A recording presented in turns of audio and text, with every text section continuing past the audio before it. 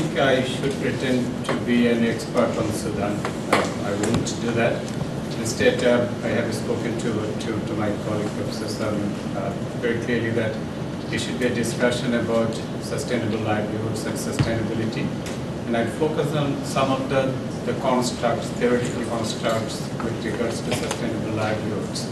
And I'll leave it up to you to determine the details of how to make progress in terms of achieving the goals of sustainable development and sustainable human development in Sudan and South Sudan. I changed the title a bit, and I have done that one almost intentionally. Instead of just using the title Investing in Sustainable Livelihoods, I changed it. I thought I should focus more on people.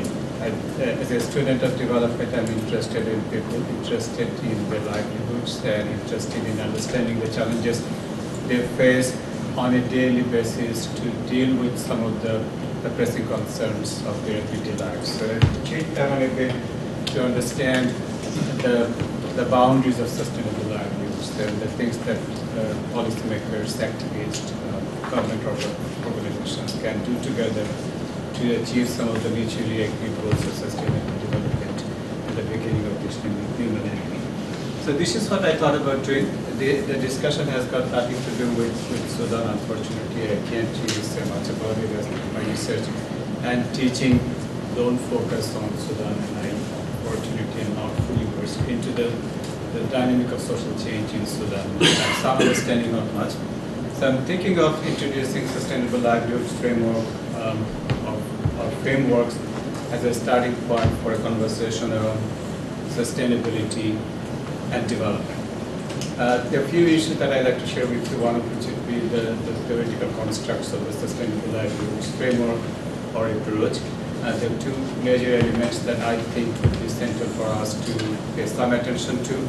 As a student of development, I always think these are the two issues that will inspire us to do something positive in different parts of the world, particularly in Sudan or South Sudan. There are some core principles that I like to highlight, and I think you're all familiar with those issues, and see how sustainable livelihoods can help us make a departure from the conventional discussions around development and sustainability. I think it's a forum that opens up possibilities in a very concrete ways that other developmental strategies and approaches cannot help us do or imagine things. There are some serious criticisms, obviously, about the concept of both sustainable livelihoods and sustainable development. Focused on one or two issues. In fact, we are returning back to the narratives of the modernity project, the Enlightenment project in some ways. And we'll just highlight one or two issues and see whether there is any significance for sustainable livelihoods for us to discuss now. These are the few things that I think I want to share with you, one of which is the optimism that comes from the fact that the notion of sustainable livelihood is something that opens up the possibilities for greater collaboration among different actors of development. I came back at the very last minute of the last session. There was a gentleman sitting here, he raised the issue of the top-down developmental approaches. I think sustainable livelihood would be one of the key frameworks that we can consider adapting, utilizing, that creates the possibilities for us, huge possibilities for us to bring different actors together, to work together to achieve some of the broader objectives, sustainable development, particularly sustainable human development. And one of the reasons why I think it's an important framework, if not an approach, is that it makes a departure from the traditional perspectives on development, where development is often defined as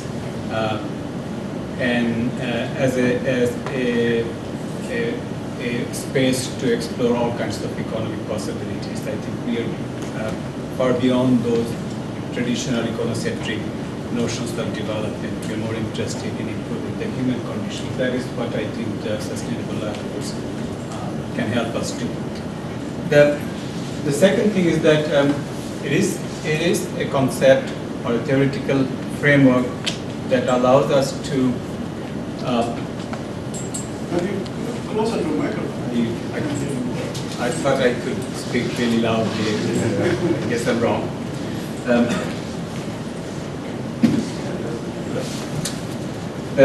second thing is that it is a comprehensive framework that incorporates different aspects of livelihoods into the debates and discussions of sustainable development and human development, and that the focus is not just on a particular economic dimension or social dimension or political. It brings different issues for the discussions and debates that we'd like to initiate.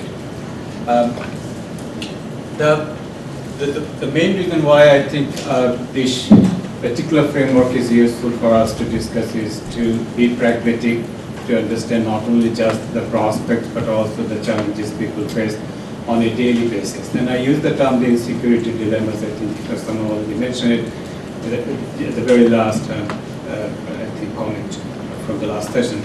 But the insecurity dilemmas are the ones that need to be understood carefully before we can draft out something for any community.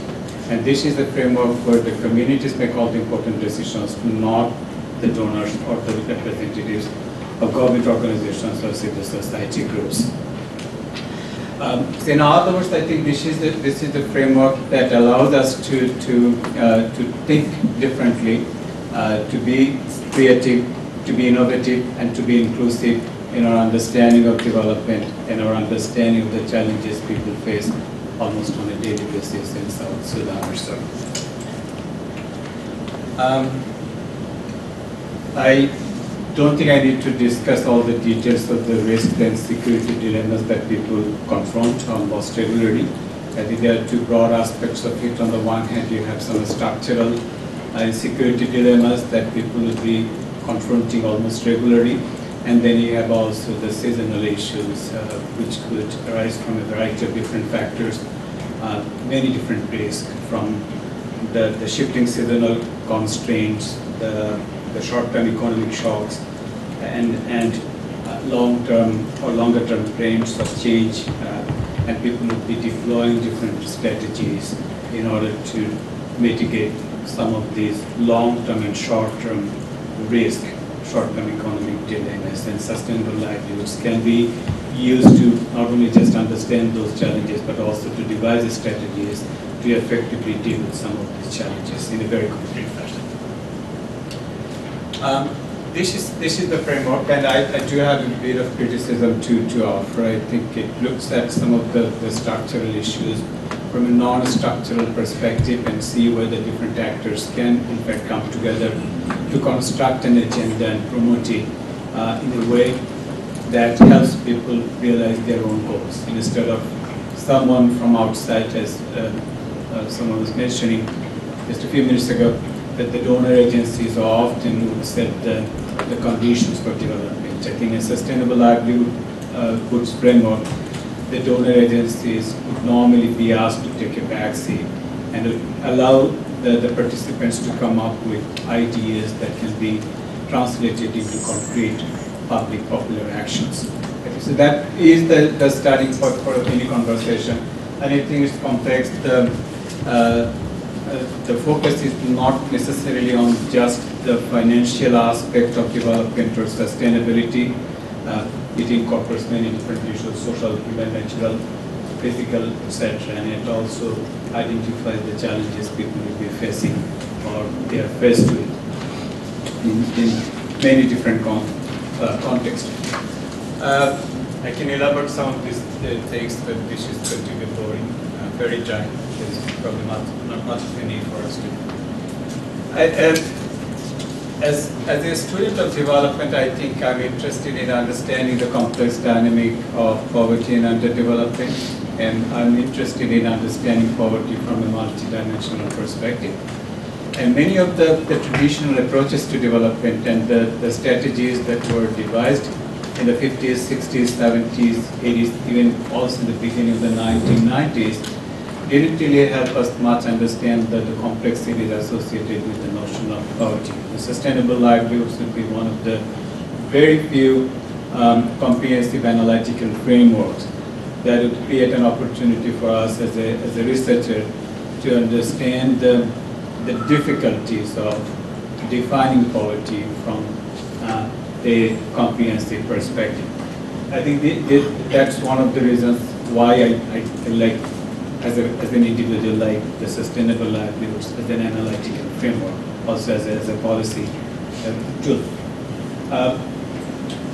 Again, if I go back to the previous chart, I think that would give us some ideas as to how poverty is understood, conceptualized, and poverty reduction measures are undertaken. The second one is the principles. If poverty is understood from a broad perspective, from the lens of the people, then I think it becomes much easier for us to deal with the challenges of poverty and come up with concrete solutions that can yield some results, not the results that some of the macroeconomic strategies would hope or had hoped in the past or so.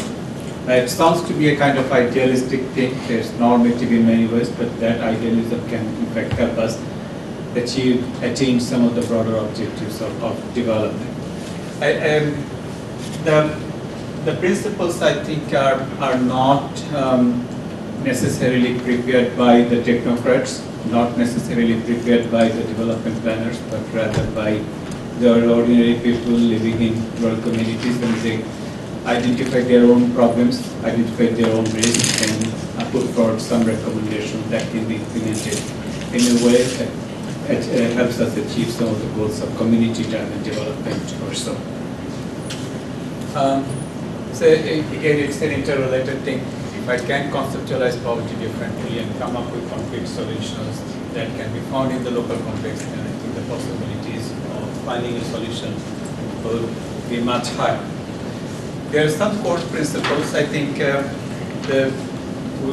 don't need to get into all the detailed discussions. The reason why at the beginning I mentioned this is an interesting framework is that it brings people at the center stage of decision making. It's all about people, their problems, their solutions. That no expert is needed to, in fact, crystallize any ideas. There is no such a thing as expert in the discussion of sustainability within the context of sustainable livelihoods. Livelihoods change, and people know how they change over time, and they also know how the changes affect their future possibilities. The second one is be holistic, and the strategies people would be adapting would require different institutional and non-institutional actors to be involved in the entire process for the implementation of those strategies. Private sector organizations, government institutions, donor agencies, civil society groups, social movements, they are likely to be working together as the whole to address some of the pressing concerns of the people. The third aspect of it is the dynamism that it has. It doesn't see livelihood as a static concept. It knows that the concept of livelihood or the notion of livelihood will change, and different kinds of challenges would come into the picture of sustainability, picture of development. And if you have the kind of flexibility that you need to understand future possibilities and challenges, then you can move forward. The fourth aspect of it is that it doesn't really look at the need of the people per se, but rather look at the strengths that people already have. And I think in development, those who study development on a daily basis will know that we have created myths about development experts in the last 50 years or so.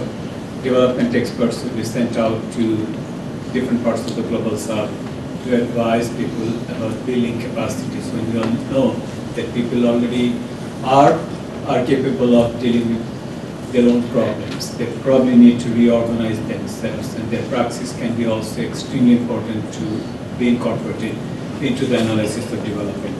So this is the framework that builds on the existing capacities of the people. You don't have to export something that is foreign to people. Look for a solution within the community.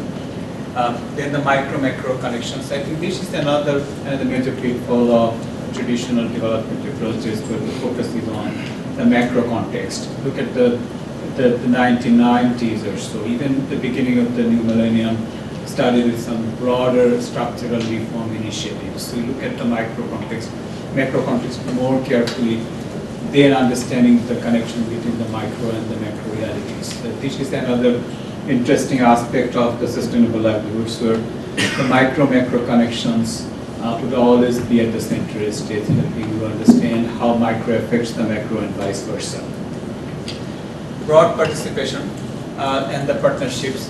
Again, I think the partnership is not based on the traditional notion of partnership where experts should define the nature of interactions among different actors, but rather it should be based on equality, justice, and environmental sustainability. I don't need to get into all of these details. And the last one is aim for sustainability. I think this is where I think the panel be able to make some significant contributions. So if you want to identify the challenges of sustainable livelihoods, and if you want people to make a living in a sustainable manner, then we have to incorporate different issues from environmental to social, political, and cultural.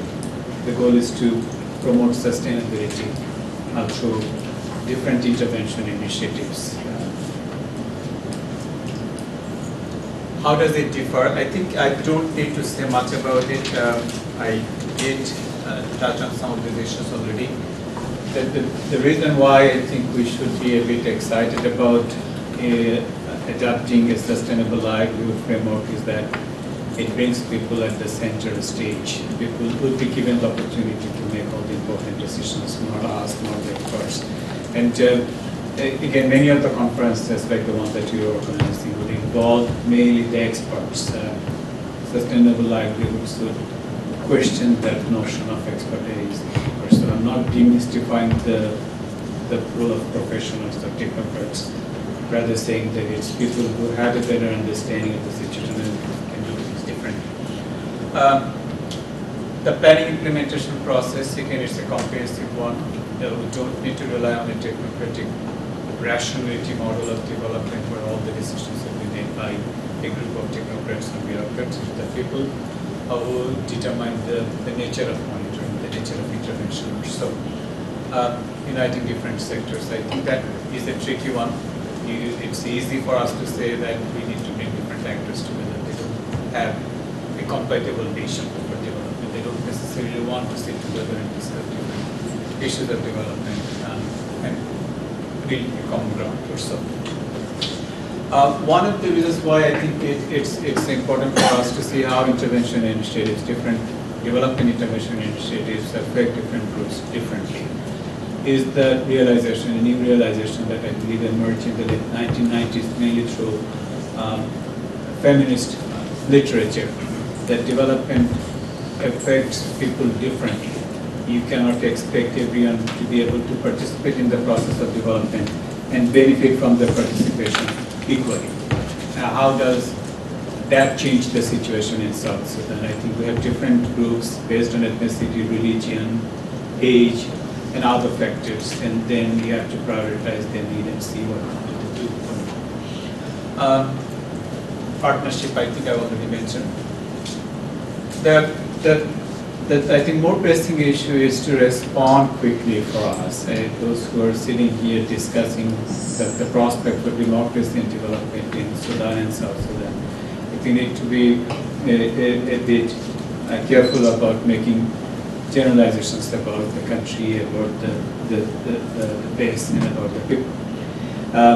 What we can, however, do is to understand some of the broader challenges facing the country and the community to then see how can we empower individuals and communities to respond to their challenges quickly and efficiently and effectively. And that is what sustainable livelihoods do. There are some serious drawbacks. I mentioned that some of the narratives emerged out of the context of sustainable livelihoods that are in fact anchored in the modernity discourse of the 1950s and 1960s. It brings back the notion of technocracy in a different way. And one of the reasons why technocrats are again returning back into the picture of development is the way sustainable livelihoods is being introduced. not initially when in the early 1990s, Robert Chambers and others worked with DFID and other organizations to introduce it. They were thinking differently. But all the recent literature, the recent publications on sustainable livelihoods would focus on the numbers, the charts, and the technical aspects of livelihoods. How many of the community members will be able to read the deep, dense language of sustainable livelihoods. So we're returning, that's the question I'm asking, returning back to the narratives of the modernity of the 1950s. If you have to empower people, I think then we have to build the picture of tying everything down to numbers and picturing everything through graphs and charts. That's one of the main criticisms. The second one is that some people are saying there is nothing new about sustainable livelihoods. We have been talking about sustainable livelihoods since the beginning of the 1960s. You know, the literature of integrated rural development, IRDP for instance, was very interesting literature. It emerged in the context of South Asia, and then it became a very popular notion of development. So we're in the process of rebranding IRDP in the 21st century or so. I leave it up to you to decide whether it's the new brand of IRDP or it has something different. I think it is a bit different. The last one I think is about the distributional concerns. I think if development is understood in a broad way where disparities, discrepancies, and exclusionary practices are not understood, then the purpose is likely to be defeated, and that is precisely what is happening. We need to look at the distributional aspect of development as well. So I end by saying that yes, it's an interesting concept for us to think, see whether it does have any significance in the context of South Sudan, whether or not this analytical framework can be used to empower communities as opposed to the government or donor agencies or civil society groups. I'm interested in people and I'm saying this may open up the horizon for us to think differently, think beyond the box, and allow us to invest in people. We don't need to invest in sustainable development. We need to invest in people, invest in their capacities, invest in their existing capacities, and making marginalized communities more visible in the entire process of decision making. The last one is that it has a kind of built-in component of flexibility. It's not rigid. A lot of people think that this is a blueprint for development. This is obviously not a blueprint for development. It's a broad framework that can be changed, that can be adjusted based on the priorities of the communities or the conditions on the ground. I think this is why I think sustainable livelihoods can create a space for us to address the challenges of development or sustainable human development in South Sudan a bit differently, a bit more effectively. Thank you.